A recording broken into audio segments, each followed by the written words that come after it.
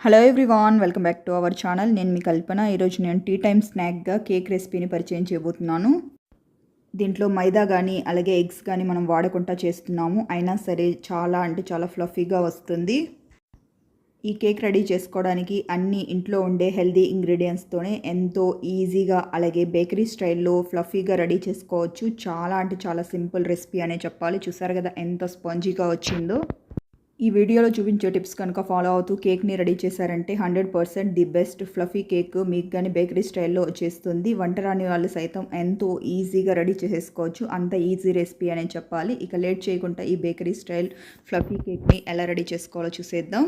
ఇప్పుడు ఒక మిక్సింగ్ బౌల్ని తీసుకొని దీంట్లోకి 1/3 కప్పు వరకు షుగర్ పౌడర్, 1/3 కప్పు వరకు పెరుగు, అలాగే 1/4 కప్పు వరకు ఫ్లేవర్లెస్ ఆయిల్ని యాడ్ చేసుకొని ఇవన్నీ బాగా మిక్స్ అయ్యేలాగా విస్కర్ సాయంతో మిక్స్ చేసేసి తీసుకోండి.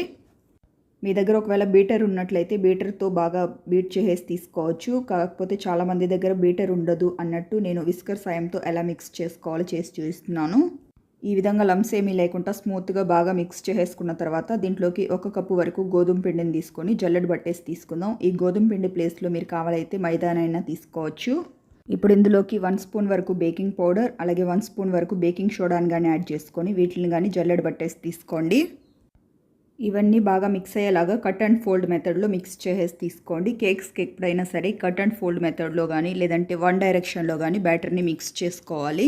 ఈ విధంగా ఒకసారి మిక్స్ చేసేసుకున్న తర్వాత ఒక పావు స్పూన్ వరకు వెనిలా ఎసెన్స్ అలాగే ఇందులోకి కొద్దిగా పాలని యాడ్ చేసుకుంటూ బ్యాటర్ కన్సిస్టెన్సీ అనేది రిబ్బన్ కన్సిస్టెన్సీలో వచ్చే వరకు మిక్స్ చేసేసి తీసుకోండి. పాలని ఒకేసారి యాడ్ చేసుకోకుండా ఈ విధంగా బ్యాచెస్ కింద యాడ్ చేసుకోవాలి. అప్పుడే మన బ్యాటర్కి ఎంత పాలైతే పడతాయో అంత యాడ్ చేసుకోగలుగుతాం. ఒకవేళ ఒకేసారి కనుక పాలని యాడ్ చేసుకున్నట్లయితే బ్యాటర్ కన్సిస్టెన్సీ అనేది లూజ్గా అయిపోతుంది. బ్యాటర్ కన్సిస్టెన్సీ అనేది ఈ విధంగా ఉండేలాగా చూసుకోండి. ఇప్పుడు ఇందులోకి 1 స్పూన్ వరకు బ్లాక్ కలర్ చాకో చిప్స్ అలాగే 1 స్పూన్ వరకు వైట్ చాకో చిప్స్ని యాడ్ చేసుకొని ఇంకొకసారి బాగా మిక్స్ చేసుకోండి. ఇది వచ్చేసి కంప్లీట్లీ ఆప్షనల్. మీ దగ్గర ఒకవేళ ఉంటే యాడ్ చేసుకోవచ్చు. మీ దగ్గర ఒకవేళ టూటీ ఫ్రూటీ ఉంటే వాటిని కానీ కాస్త బ్యాటర్లో డిప్ చేసుకొని దాన్ని కానీ యాడ్ చేసుకోవచ్చు.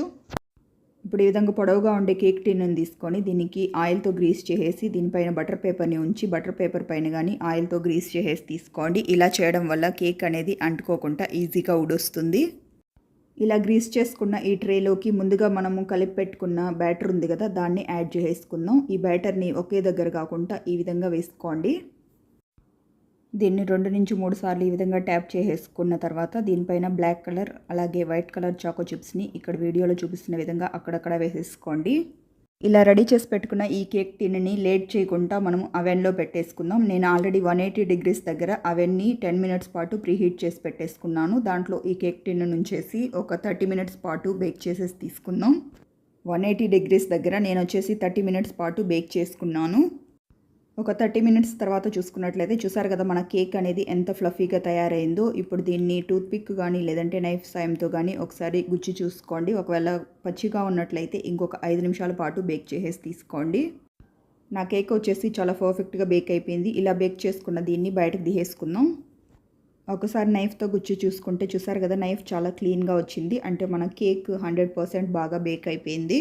చేసుకున్న ఈ కేక్ని డిమౌల్డ్ చేసేసి తీసుకుందాం. దీనిపైన ఉండే బటర్ పేపర్ని స్లోగా తీసేసేయండి. చూసారు కదా మన కేక్ అనేది రెండో వైపు కానీ ఎంతో పర్ఫెక్ట్గా బేక్ అయిందో. చాలా పర్ఫెక్ట్గా బేక్ అయ్యి మంచి కలర్లోకి అలాగే స్పాంజీగా వచ్చింది. చూడండి ఎంత స్పాంజీగా ఉందో.